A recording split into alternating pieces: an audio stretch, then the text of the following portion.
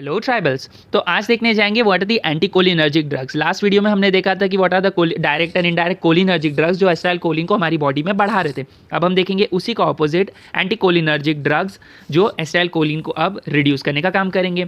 तो अब देखते हैं what are the anti cholinergic drugs. Anti cholinergic drugs are basically of two types. एक निकोटिनिक एंटेगोनिस्ट जो निकोटीन रिसेप्टर्स के अगेंस्ट काम करेंगे और दूसरे मस्कैरिनिक एंटेगोनिस्ट जो मस्कैरिनिक रिसेप्टर्स के अगेंस्ट काम करेंगे। अब देखते हैं कि अब जब मोस्टली हम कोई बोलता है अगर एंटीकोलिनर्जिक ड्रग्स तो मोस्टली वो एंटी मस्कैरिनिक ड्रग्स की तरफ पॉइंट आउट करते हैं। मोस्टली यही रेफर होता है कि मस्कैरिनिक एंटेगोनिस्ट की बात कर रही है, जबकि अगर सीधा निकोटिनिक रिसेप्टर्स के एंटेगोनिस्ट की बात कर रही है तो एनएन रिसेप्टर के लिए स्ट्रेट वर्ड यूज़ किया जाता है गैंग्लियोनिक ब्लॉकर्स और एनएम रिसेप्टर्स के लिए मसल रिलैक्सेंट यूज़ किया जाता है वर्ड।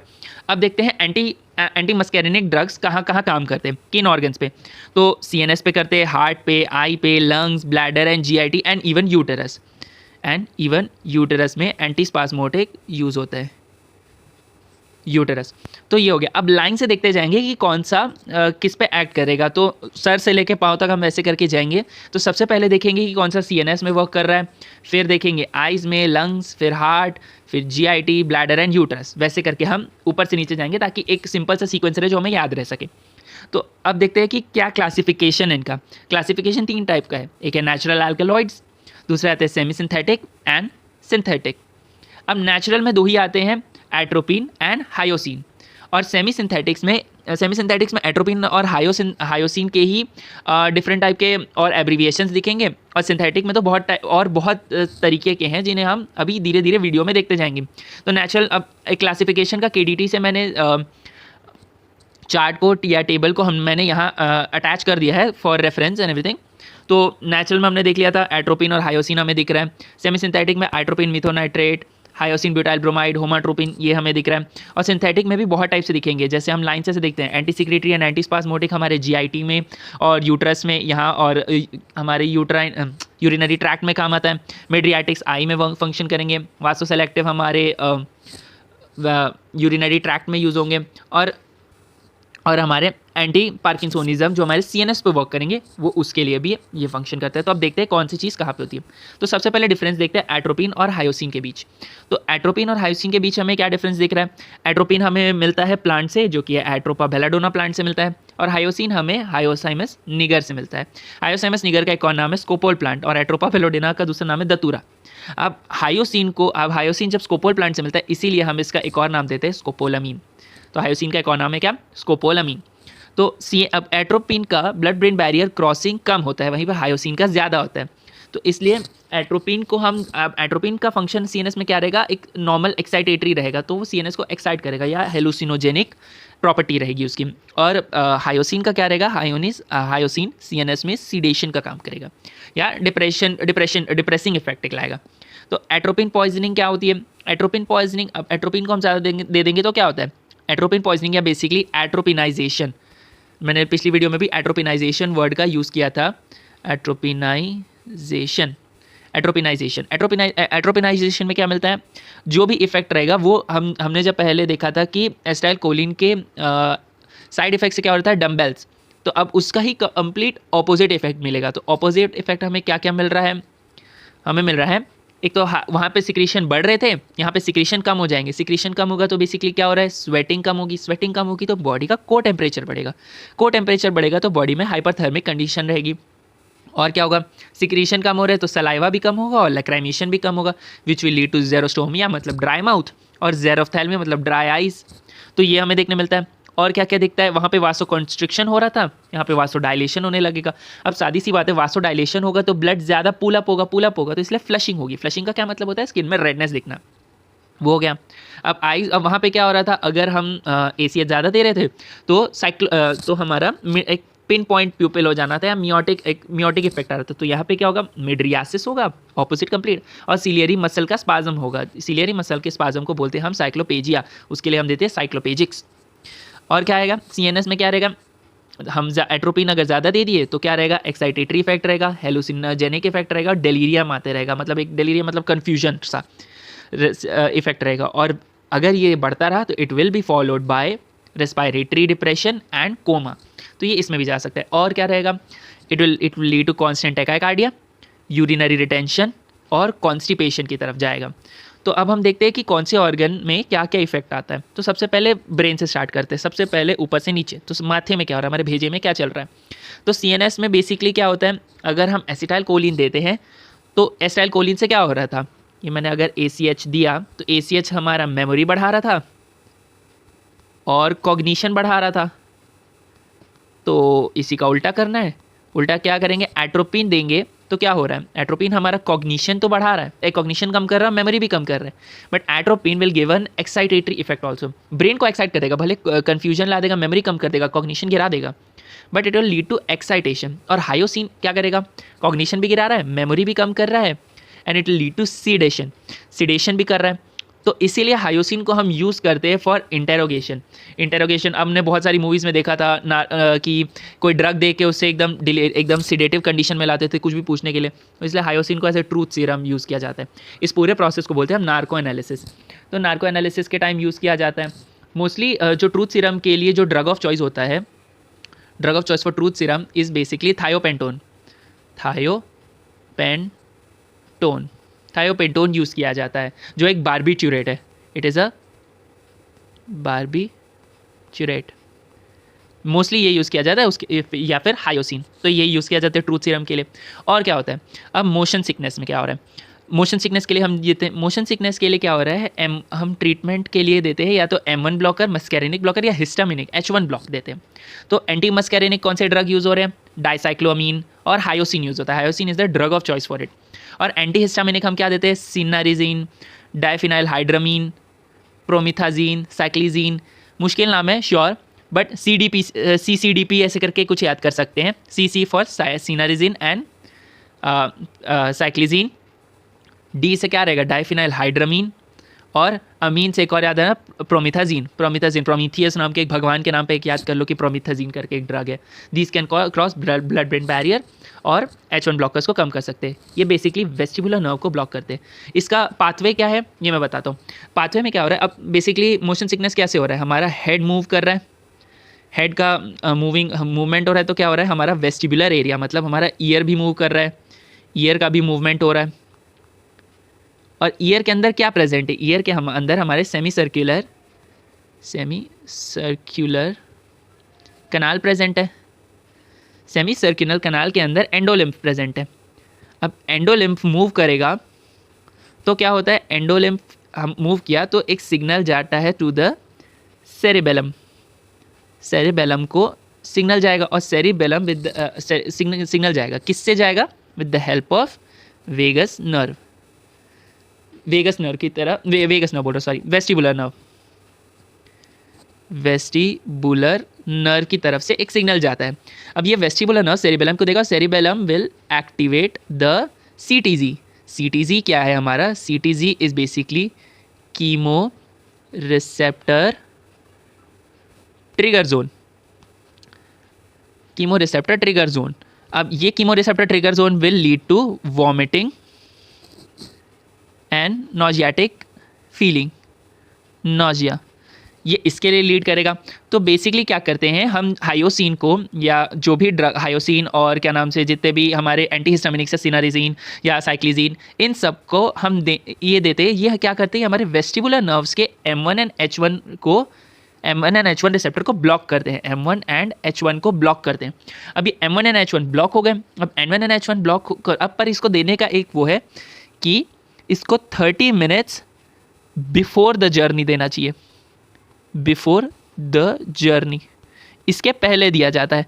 इसके पहले क्यों दिया जाता है, क्योंकि फॉर एग्जांपल अगर हम जर्नी के बीच दे दिए तो अब क्या रहा, वेस्टिबुलर, अब ये ब्लॉक तो वेस्टिबुलर नर्व को कर रहा है, पर जर्नी स्टार्ट हो गई तो क्या, हेड मूवमेंट भी स्टार्ट हो गया है, ईयर सेमी सर्कुलर कैनाल भी मूव कर रहे हैं, ऑलरेडी हमारा जो सिग्नल होना चाहिए वो CTG तक जा चुका है।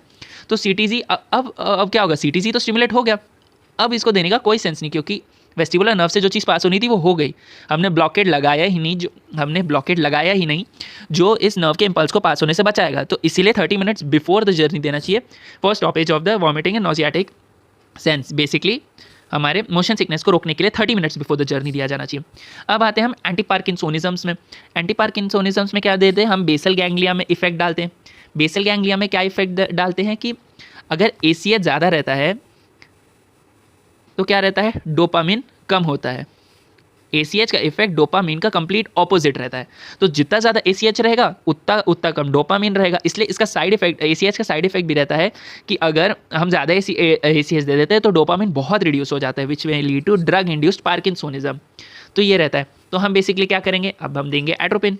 एट्रोपिन या बहुत सारे जितने ड्रग हैं, एट्रोपिन हो गया, बेनहेक्सोल, बेंजट्रोपिन या बेंजट्रोपिन और बाइपेरिडिन, ये हम ड्रग्स देते हैं अलॉन्ग विथ लीवोडोपा, जो कि हमारे डोपामिन को बढ़ाते हैं। लीवोडोपा इज बेसिकली डोपामिन जो ब्लड ब्रेन बैरियर क्रॉस कर सकता है। Normal dopamine blood brain barrier cross नहीं कर सकता, पर लीवोडोपा कर सकता है, तो वो डोपामिन बढ़ाता है। और बेनहेक्सोल, बेंजोट्रोपिन और बाइपेरिडिन ये हमारे एंटीकोलिनेस्ट्रेजेस, एंटीकोलिनर्जिक ड्रग्स है। तो इसको याद करने का क्या तरीका है, एक नाम, क्या नाम, बेन पार्कर। बेन पार्कर कौन, पीटर पार्कर का अंकल, हैरी, तो स्पाइडरमैन से याद कर सकते हैं, बेन पार्कर करके याद कर ले। बेन ये सारे बेन वाले वर्ड वाले ड्रग्स, और ये पार्किंसोनिज्म के लिए दिया जाता है, तो बेन पार्कर करके याद कर लेते हैं। तो ये डोपामिन को इंक्रीज करेंगे और ये पार्किंसोनिज्म के अगेंस्ट काम करेंगे। तो ये हो गया। अब देखते हैं आई में क्या वर्क कर रहा है। आई में क्या चीज़ हो रही है, एक आई में एंटीकोलिनर्जिक ड्रग्स को बोलते हैं मिड्रियाटिक साइक्लोपेजिक्स। तो क्या बोलेंगे, अब देखते हैं हमारे जो आई है, आई में क्या प्रेजेंट होता है, दो टाइप के मसल्स प्रेजेंट होते हैं। एक रेडियल मसल्स जिसके कॉन्ट्रैक्शन से क्या हो रहा है, मिड्रियासिस हो रहा है, और हमारे सर्कुलर मसल्स जिनके कॉन्ट्रैक्शन से मियोसिस हो रहा है। अब दो टाइप के मिड्रियासिस और मियोसिस होते हैं, एक होते हैं एक्टिव मिड्रियासिस या मियोसिस, या दूसरे होते हैं पैसिव। एक्टिव का क्या मतलब है, अगर सम फॉर एग्जांपल मिड्रियासिस की बात करूँ तो एक्टिव मिड्रियासिस क्या है, रेडियल मसल कॉन्ट्रैक्ट कर रहा है तो एक्टिव मिड्रियासिस हो रहा है। पर पैसिव मिड्रियासिस क्या हुआ, सर्कुलर मसल का पैरालिसिस हो गया, उसके कारण आई मियोटिक नहीं हो पा रही है, हमारे प्यूपल डायलेटेड रह जा रहे हैं, तो इसको बोलते हैं पैसिव मिड्रियासिस। तो इसलिए एंटी मस्कैरिनिक्स देते हैं, तो वो क्या करते हैं, वो हमारे सर्कुलर मसल्स को इनिबिट कर देते हैं। इनिबिट कर दिए तो क्या रहेगा, they will be paralysis of miotic muscles which will lead to passive mydriasis. Passive mydriasis हो रहा है। अब मिड्रियासिस में हमें क्या देखने मिल रहा है, मिड्रियाटिक्स क्यों देते हैं हम, मिड्रियाटिक्स हम देते हैं फंडोस्कोपी के लिए, मतलब आई को हम डायलेट कर देते हैं ताकि अंदर हम रेटिना के स्ट्रक्चर को, रेटिना में हुई कोई परेशानी को देख सकें। और सिनेकिया प्रिवेंशन को मैंने पिछली वीडियो में बताया था, सिनेकिया मतलब आइरिस का एडिशन, ये होने से हम बचाने के लिए देते हैं। ये होने के लिए हम इसको मियोटिक्स और मिड्रियाटिक्स को अल्टरनेट करके देते हैं ताकि आइरिस एडिशन ना हो। तो ये हो गया। तो मिड्रियाटिक्स के लिए हम कौन से ड्रग यूज़ करते हैं, तो यहाँ पे हम होमाट्रोपिन यूज़ करते हैं। होमाट्रोपिन एक सेमी सिंथेटिक ड्रग है, और साइक्लोपेंटोलेट ये हम यूज़ करते हैं। तो होमाट्रोपिन क्या करता है, homatropine is less potent then atropine, atropine से लेस पोटेंट है, और इसका एक्शन सिर्फ 1 से 3 दिन तक रहता है, और अकोमोडेशन की जो पावर रहती है वो 1 से 2 दिन के अंदर रिकवर कर जाती है। तो ये रहता है। और इसका एक साइड इफेक्ट रहता है कि ये जो बच्चे रहते हैं जिनके अगर सीलियरी मसल में टोन ज़्यादा है, थोड़ा उनका टोन इंक्रीज है, तो उसमें साइक्लोपेजिक इफेक्ट दे देगा। तो ये एक इसका साइड इफेक्ट है। और हम देते हैं क्या, साइक्लोपेंटोलेट देते हैं। साइक्लोपेंटोलेट क्या, it is very potent and rapid, और इसका एक्शन 30 से 60 मिनट के अंदर, इसका एक्शन की पीक 3 से 60 मिनट के अंदर आ जाती है, और it only last a day. तो ये रहता है। और इसका क्या रहता है, साइक्लोपेंटोलेट का एक साइड इफेक्ट है, चिल्ड्रन में हैव एबनॉर्मल बिहेवियर, थोड़ा इरिटेटिव और एबनॉर्मल बिहेवियर देते हैं क्योंकि ड्रग का एब्जॉर्प्शन हो जाता है नेज़ोलैक्राइमल डक्ट्स, तो इसलिए एक थोड़ा इरिटेटिंग इफेक्ट या एक एबनॉर्मल बिहेवियर आ जाता है बच्चों में। तो ये रहे हमारे मिड्रियाटिक्स। अब देखते हैं क्या हमारे सीलियरी मसल में क्या हो रहा है। तो ये जो हमारी आई का इंटरनल स्ट्रक्चर है, वहाँ पे हमें पता है सीलियरी मसल्स प्रेजेंट है। सीलियरी मसल्स का अगर स्पाज्म होता है तो उसे हम बोलते हैं साइक्लोपेजिया, जिसे ठीक करने के लिए हम देते हैं साइक्लोपेजिक्स।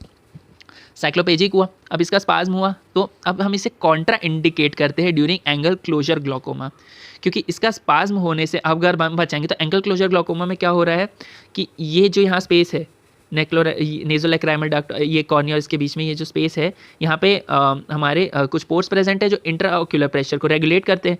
अब एंगल क्लोजर और ग्लूकोमा में ये ऑलरेडी बंद हो गया है, ये ऑलरेडी ब्रॉडन अप होके ये बंद हो गया है, तो हम और साइक्लोपेजिक देंगे तो ये और बंद कर देगा उसे, तो इसलिए एंगल क्लोजर ग्लूकोमा के टाइम हम इसे नहीं देते, इंट्राओक्यूलर प्रेशर बहुत बढ़ जाएगा उसके कारण, तो ये होता है। तो हम इसको साइक्लोपेजिक्स देते हैं। साइक्लोपेजिक्स हम किस यूज़ के लिए देते हैं, it is use for refractive error testing, कि आई की कितनी रिफ्रैक्टिविटी है अभी उसके लिए, और इरिडियोसाइक्लाइटिस के टाइम हम इसे पेन रिड्यूस करने के लिए देते हैं। तो ये हो गया, इरिडियोसाइक्लाइटिस के टाइम हम दे रहे हैं। तो इसमें मोस्ट पोटेंट क्या है, इसमें सबसे पोटेंट काम आएगा एट्रोपिन। इसका फंक्शन सबसे लंबा रहता है, 14 दिन तक इसका काम चलता है, and it is drug of choice for anterior uveitis. Anterior uveitis is basically iris का इन्फ्लेमेशन, यही हमने जो अभी यहाँ पे बात की, पेन ड्यूरिंग इरिडियोसाइक्लाइटिस, यही है एंटीरियर यूवीआइटिस। तो इसमें हम देखने क्या मिल रहा है, ये नॉर्मल आई है, नॉर्मल आई में कोई रेडनेस दिख नहीं रही, तो आइरिस का हम यहाँ पे इन्फ्लेमेशन देख रहे हैं। आइरिस का इन्फ्लेमेशन होगा तो थोड़ी आइरिस एडिशन के भी प्रॉब्लम दिखेंगी और उसके कारण रेडनेस ऑफ दी आई भी दिखेगी। तो ये हमें दिखता है, तो इसके लिए एट्रोपिन हम देते हैं। And it is also use for fundoscopy in children के फंडोस्कोपी के लिए atropine is the drug of choice. 1% ointment के रूप में देते हैं हम एट्रोपिन। तो ये हो गए, और क्या क्या हो गए, इसके लिए हम ट्रॉपिकामाइड भी देते हैं। Tropicamide is the shortest acting drug के लिए क्या है, अब इसका ऑन से 20 to 40 मिनट्स के अंदर इसका एक्शन स्टार्ट हो जाता है, उसका एक्शन सिर्फ 3 से 6 घंटे चलता है, तो इसका शॉर्टेस्ट एक्टिंग है। और it is a drug of choice for refractive error testing. अब कुछ देर के अंदर ही काम करना है तो इसके लिए हम देते हैं ताकि हम आई का चेकअप कर सकें। और क्या शॉर्टेस्ट है इसलिए प्रिफर्ड फॉर एडल्ट फंडोस्कोपी। अब एडल्ट को बहुत लंबे टाइम तक हम उसकी आई को यूज़ नहीं कर सकते क्योंकि एडल्ट की एक एक्टिव लाइफ होती है, तो हम इस शॉर्टेस्ट ड्रग देते हैं फॉर एडल्ट फंडोस्कोपी के लिए हम देते हैं। और इसके साथ साथ हम फिनाइलेफ्रीन भी देते हैं। This is a sympathetic nervous system activator, जो कि एक बहुत शॉर्ट मेट्रियाटिक है, तो इसके साथ साथ हम देते हैं। तो ये चीज़ हो गई हमारी आई की बात। अब आते हैं हम लंग्स पे।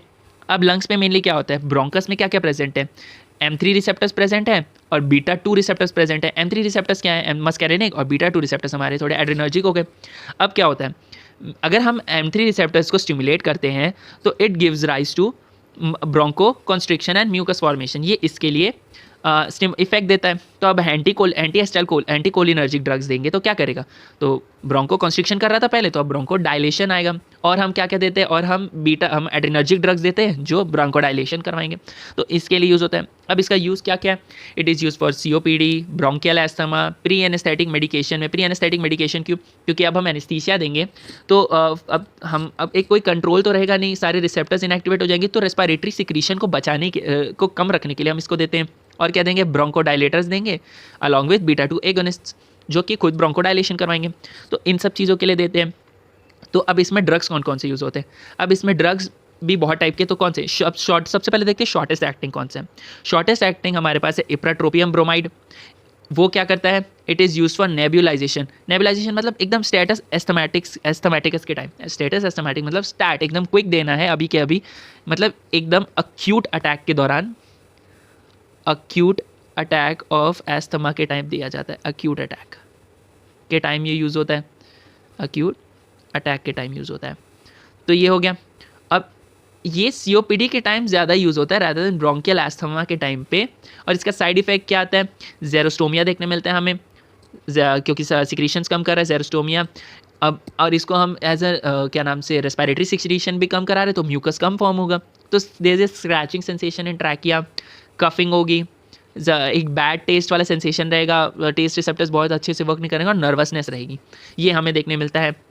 और क्या, अब इंटरमीडिएट एक्टिंग में क्या मिलेगा, ऑक्सीट्रोपियम, एक्लिडीनियम एंड ग्लाइकोपाइरुलेट, ये हमें देखने ही मिलता है।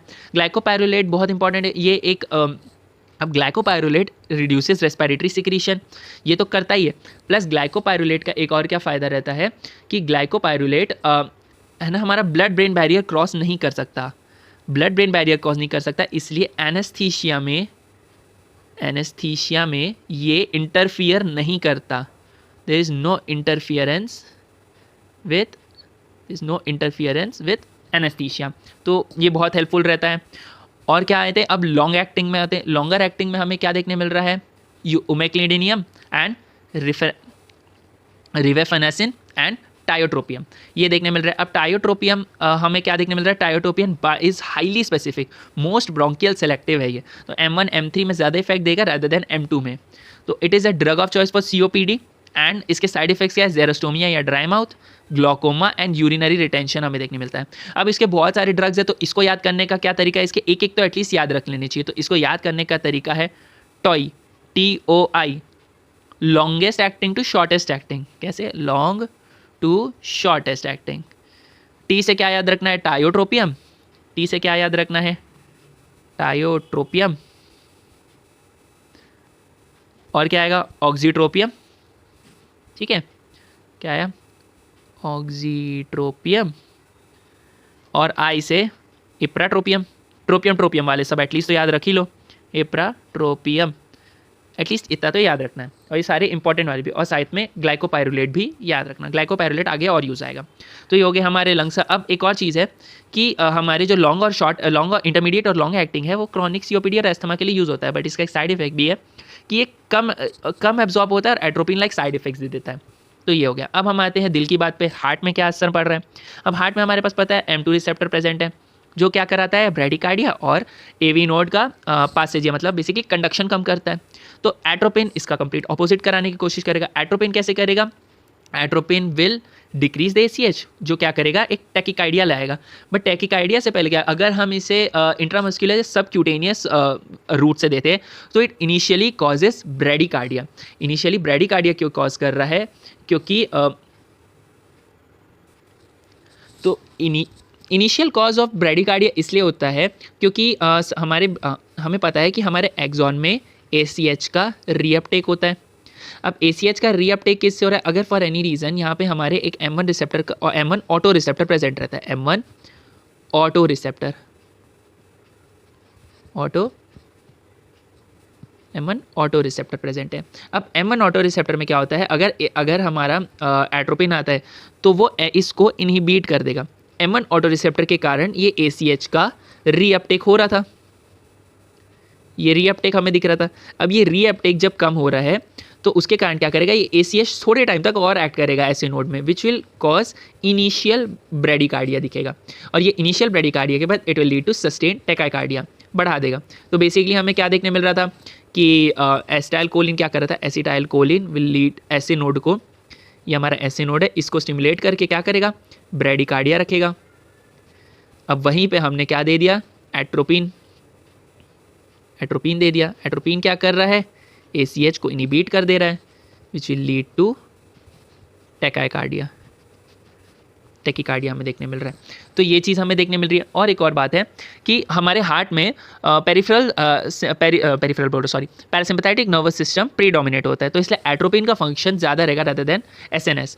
अब इसमें यही बात आती है कि अगर अब एक नॉर्मल हार्ट में हमारा पैरासिम्पैथेटिक नर्वस सिस्टम ज़्यादा डोमिनेटेड है, पर फॉर एनी रीज़न अगर यहाँ पे हमारा कोई ट्रांसप्लांटेड हार्ट या डीनर्वेटेड हार्ट है, जिससे नर्व सप्लाई हटा दी गई है, ट्रांसप्लांटेड कोई हार्ट है, वहाँ पे एट्रोपिन कोई इफेक्ट नहीं दे सकता, क्योंकि एट्रोपिन हमारे उस पर वर्क करता है, वेगस नर्व, और उस वेगस नर्व पे फंक्शन कर रहा है। अब उसने उसको ही इनहिबिट कर दिया, हमने सीधा नर्व ही हटा दी। तो अब इस पर कौन वर्क कर सकता है, अब इस पर एड्रेनर्जिक या सिंपैथेटिक नर्वस सिस्टम वर्क कर सकता है, आइसोप्रेनालिन। अब आइसोप्रेनालिन हमें देखने मिलता है, तो आइसोप्रेनालिन का क्या फंक्शन है, it is a beta 1 receptor को स्टिमुलेट करेगा which is present on the heart, तो वो उस पर वर्क करेगा। तो ये हमें देखने मिल रहा है। अब और हमें क्या देखने मिल रहा है कि अब हम देखते हैं कि किस पे और वर्क कर रहा है ना। ये हो गई दिल की बातें। अब आते हैं पेट की बातें।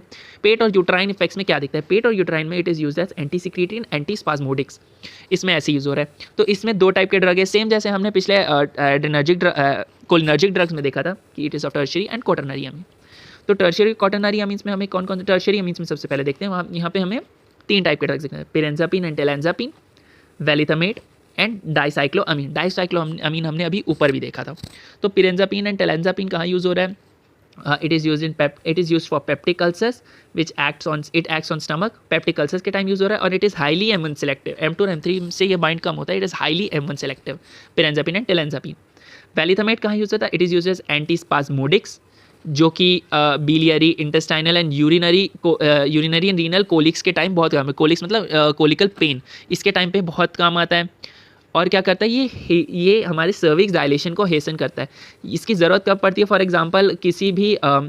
एग्जांपल ड्यूरिंग हमारे डिलीवरी के टाइम पे क्या होता है कि अगर फॉर एनी रीज़न सर्विक्स का डायलेशन स्लो है बहुत, तो उसके टाइम पे हम देते हैं वैलिथामेट देते हैं।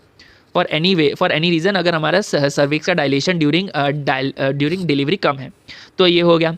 और कौन कौन से ड्रग आते हैं, आते हैं यहाँ पे dicyclomine. Dicyclomine is basically an anti emetic. Emetic का क्या मतलब, इमर्शन करने से रोकना, इमिशन करने से रोकना। तो इमिशन मतलब क्या, अब मुंह से क्या इमिट हो सकता है, वॉमिटिंग इमिट हो सकती है, तो मोशन एंड मॉर्निंग सिकनेस के टाइम इसे यूज़ किया जाता है।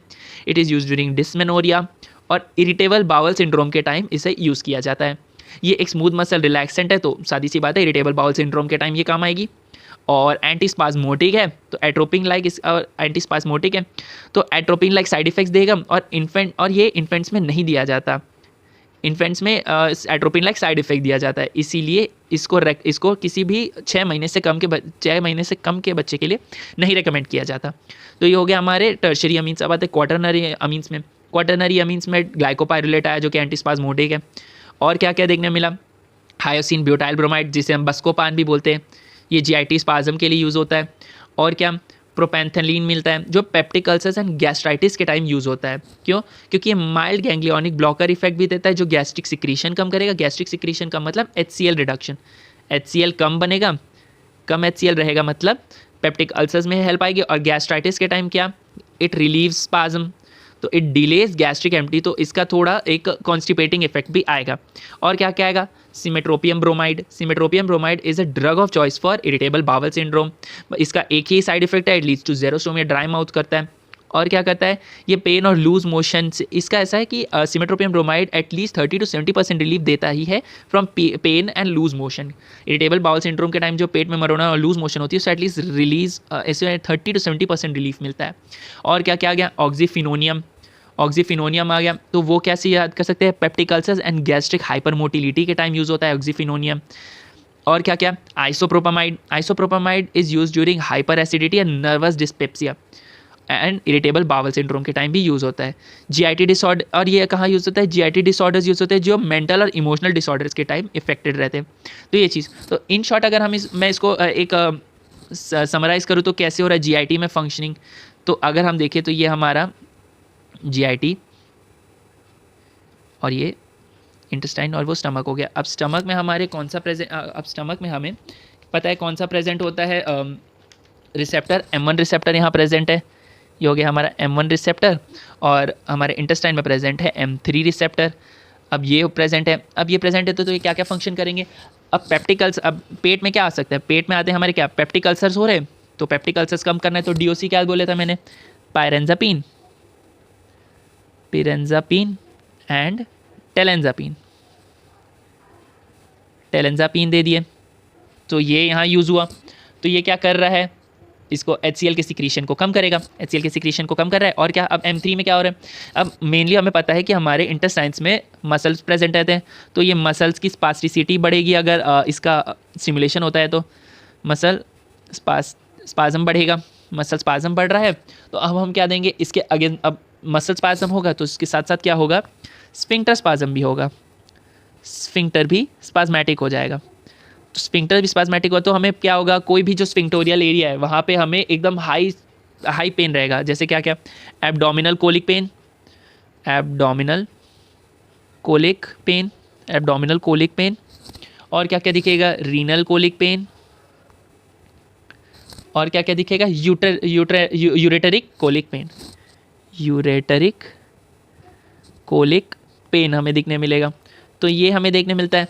अगर इसका ये हुआ तो अब सादी सी बात है, इससे बचाना है तो हम क्या देंगे, इससे बचाना है तो हम एंटीकोलिनर्जिक्स दे देंगे। एंटीकोलिनर्जिक कौन कौन से हुए, हमने इसके लिए बस्कोपान दिया, बेसिकली हायोसिन हमने हायोसिन ब्यूटाइल ब्रोमाइड दिया इसके लिए। और क्या क्या देते हैं हम, डाइसाइक्लोअमीन या ग्लाइकोपाइरुलेट, डाइसाइक्लोअमीन एंड ग्लाइकोपाइरुलेट, ग्लाइकोपाइरुलेट ये इसके लिए हम दे रहे हैं। और क्या क्या देते हैं इसके लिए, हम एक फॉस्फोडाइएस्टरेज इनहिबिटर भी देते हैं, या इसको हम ड्रोटावायरिन भी बोलते हैं। तो फॉस्फोडाइएस्टरेज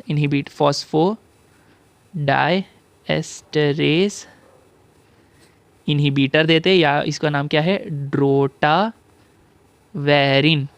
ड्रोटावेरिन हम इसके लिए देते हैं। तो ये हो गया। अब क्या देते हैं, अब ये हो गया, अब ये हो गई हमारी पेट की बातें। अब हम सीधे जाते हैं ब्लैडर की तरफ। Bladder is the last thing for us. तो ब्लैडर में हमें क्या देखने मिलता है कि ब्लैडर में it reduces the detrusor contraction, मतलब यूरिनरी रिटेंशन करवाएगा ये। तो इसको हम कब देते हैं, जब ओवर एक्टिव ब्लैडर इंस्टेबिलिटी होती है या यूरिनरी इनकंटिनेंस होता है, कि ब्लैडर ओवर एक्टिव हो गया है, हर वक्त उसे एक फीलिंग आती रहती है कि अब वॉशरूम जाना है, वॉशरूम जाना है, वॉशरूम जाना है। तो इस टाइम पे हम देते हैं। इसके कॉज क्या क्या हो सकते हैं ओवर एक्टिविटी के, या तो कोई UTI है, न्यूरोजेनिक ब्लैडर है, नॉक्टर्नल एन्यूरेसिस, नॉक्टर्नल एन्यूरेसिस मतलब बेड वेटिंग, रात को बिस्तर में वॉशरूम हो जाना, वो होता है। और क्या, पोस्ट प्रोस्टेक्टोमी वेसिकल स्पाज्म, इस टाइम ये होता है। ये हो गया। अब क्या होता है, इसके दो टाइप है, एक सबसे हाईली सेलेक्टिव ड्रग्स कुछ है और एक है लेस सेलेक्टिव ड्रग्स। अब लेस सेलेक्टिव ड्रग्स क्या है, ये M3 को इनहिबिट करता है along with M1 and M2, but M3 को ज़्यादा करता है, और मोर सेलेक्टिव में सिर्फ M3 को करता है, M1 M2 से बहुत ही कम इसका कनेक्शन है। तो लेस सेलेक्टिव में देते हैं। लेस सेलेक्टिव में कौन कौन से ड्रग है, फ्लेवोक्सेलेट जो कि it is indicated during dysuria also, urine आ ही नहीं रही तो उसके टाइम पे फ्लेवोक्सेलेट देते हैं। और क्या क्या है, फेजोटेरोडीन और टोल्टिरोडीन इसके टाइम देते हैं, जो कि M1 से M5 सबको ब्लॉक करते हैं। Fesoterodine is basically a pro drug, इसको एक्टिवेट करना रहता है to tolterodine which is an active form of this drug. तो ये हो गया। और क्या क्या, ऑक्सीब्यूटाइनिन एक पैच के फॉर्म में देते हैं, M1 M3 रिसेप्टर में ज़्यादा वर्क करता है रेदर देन M2। और ट्रोस्पियम ये क्वाटरनरी अमीन है and it does not cross blood brain barrier. तो ये हो गया। अब लेस सेलेक्टिव को याद करने का क्या तरीका है, फटाफट की जगह हमने बस इसको फटोफट बोल दिया। फटोफट में क्या क्या हमने देखा कि पहले F से क्या आ गया, फ्लेवोक्सेलेट, क्या देखने मिल रहा है हमें, फ्लेवोक्सेलेट। इस टी से हमें क्या देखने मिल गया, ट्रोस्पियम। O से ऑक्सीब्यूटाइनिन, और F से क्या मिले हमें, फेजोटेरोडीन,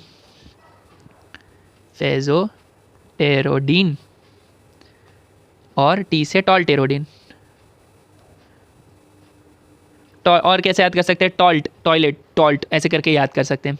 मोर सेलेक्टिव में क्या क्या आ जाएगा, सोल्फेनाजिन एंड डेरफेनाजिन, ये हम दे सकते हैं, which is also a smooth muscle relaxant. तो this is all about the anti muscarinic drugs. अब इसके बाद आते हैं ganglionic blocking agents. Ganglionic blocking agents की आधी से ज़्यादा बात मैंने पिछली वीडियोस में कर चुकी है, तो उसको मैं यहाँ पे बस एक समराइज वे में बता देता हूँ कि उसमें दो टाइप के कॉम्पिटिटिव ब्लॉकर्स है और परसिस्टेंट डीपोलराइजिंग ब्लॉकर्स है। तो उसमें निकोटिनिक यूज़ होता है, निकोटिनिक लार्ज डोजेस में दिया जाता है। निकोटीन हम किस में देखे थे, इसमें देखे थे हमने, स्मोकिंग सीजेशन में देखा था, और एंटीकोलिनेस्टरेजेस देखा जा रहा था, कार्बामेट्स एंड ऑर्गेनोफॉस्फेट दिया जा रहा था, तो इसके लिए हम देखे थे। और कॉम्पिटिटिव ब्लॉकर्स में क्या देखने मिल रहा था हमें, क्वाटरनरी अमोनियम कॉम्पिटिटर्स देखने मिल रहे थे। तो उसमें हमने हेक्सामिथोनियम देखा था जो कि एनएन रिसेप्टर को ब्लॉक करता है, in heart bring reflex tachycardia आता है, तो ये हमने देखा था। और हम एक अमाइंस के बारे में देखेंगे, मेकामेलामीन क्या करता है, मेकामेलामीन को अभी हमने स्मोकिंग सीजेशन के टाइम देखा था, और ये माइल्ड टू मॉडरेट हाइपरटेंशन में भी यूज़ होता है, और ये टॉरेट सिंड्रोम के टाइम भी देखा जाता है। टॉरेट सिंड्रोम बेसिकली क्या है, अगर किसी ने हिचकी मूवी देखी है तो आप टॉरेट सिंड्रोम के बारे में जान सकते हैं। हिचकी में क्या देखने मिला था कि उसे इनवॉलेंट्री मूवमेंट्स करने का एक सिंड्रोम था, जैसे क्लिकिंग ऑफ टंग हो गया इस टाइप का, या फिर और क्या, ब्लिंकिंग सेंसेशन, या फिर होठों का हमारे होठों का इनवॉलेंट्री मूवमेंट करना, हाथों का एक इनवॉलेंट्री मूवमेंट होना, ये हमें टूरेट सिंड्रोम के टाइम देखने मिलता है। तो ये हो गया। तो और क्या क्या हमें देखने मिल रहा है, ट्राइमेथाफान एक है ड्रग जिससे हम हाइपरटेंसिव इमरजेंसीज के टाइम यूज़ होता है। मतलब किसी को बहुत एक हाई बीपी का एक शॉक जैसा लगा, एक हाई बीपी सिचुएशन आया, तो उसमें हम देते हैं जो एक कंट्रोल्ड हाइपोटेंशन लाता है, तो बीपी को धीरे धीरे कम करता है और एक कंट्रोल्ड लो बीपी कंडीशन में पेशेंट को रखता है। तो ये किस में आता है, मोनोसल्फोनियम कंपाउंड में आता है, तो एक ये याद कर सकते हैं। और एक लास्ट हम एक टेबल देखते हैं कि ये किस ऑर्गन में कौन सा डोमिनेंट हमारा सिस्टम है जो, और वो किस टाइप का सिचुएशन लाता है। इसका सबसे बेस्ट इसको याद करने का सबसे बेस्ट वे है इसको आखिरी में देखना, जब हम एड्रेनर्जिक या सिंपैथेटिक नर्वस सिस्टम भी देख लें, तो ये हम याद कर सकते हैं। तो thank you very much everybody, this is all about the anticholinergic drugs. अब नेक्स्ट में हम सिंपैथेटिक नर्वस सिस्टम देखेंगे। आई नो ये वीडियो थोड़ी लंबी है, बट इसको मैंने एक ही वीडियो में कंपाइल करने की कोशिश किया है। तो thank you very much, please like, support.